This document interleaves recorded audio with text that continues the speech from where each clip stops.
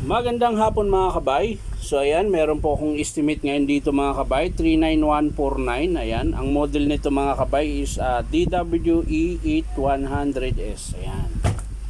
So ayan mga kabay, sasaksak na natin. Ayan. Testing natin. So wala po siyang power mga kabay. Ayan. Hindi po siya gumagana. Ayan, nakasaksak yan. So titingnan natin mga kabay, tara samahan nyo ako. So yan mga kabay, nabuksan ko na po yung screw. Ayan.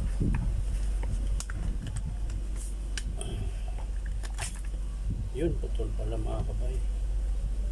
Pero wala na rin carbon. Maiksi na rin siya mga kabay. So ayan, titingnan natin to. Ikakabit muna natin to mga kabay, yung wire niya. Baka kasi dito lang po yung problema. Pero yung carbon niya mga kabay, maiksi na rin yan. So, check na rin natin yan mamaya mga kabay.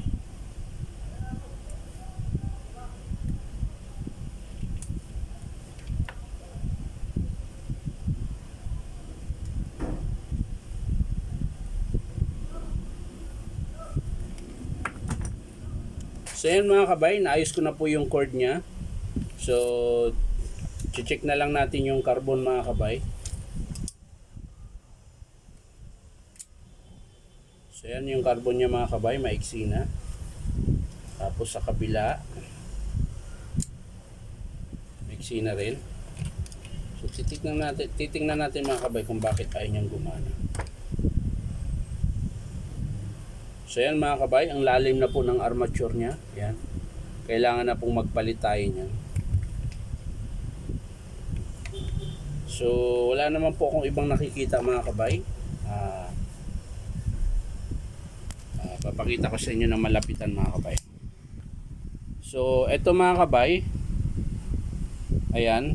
Ang lalim na po niyan mga kabay. So, kailangan na rin palitan yan. Pero ititrace natin kung bakit di siya gumana. Baka dahil lang po dito sa cord niya na putol. Ayan, inayos ko na po yung cord niya. So, isasalpak natin ulit mga kabay. Titesting natin kung gagana siya.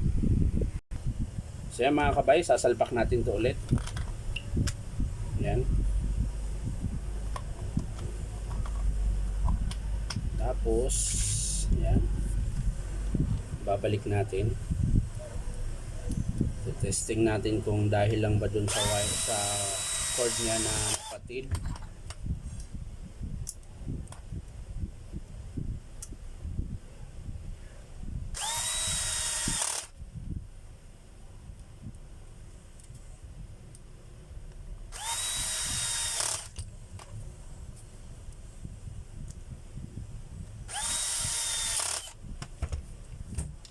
So mga kabay, babalik lang natin yung carbon niya. Tinanggal natin kanina.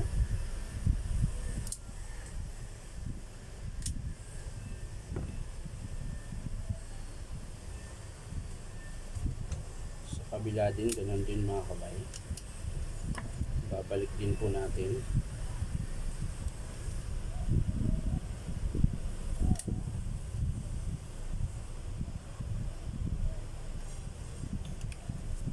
So ayan mga kabay, sasaksak natin.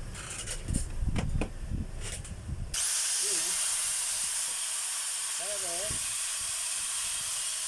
malakas na po yung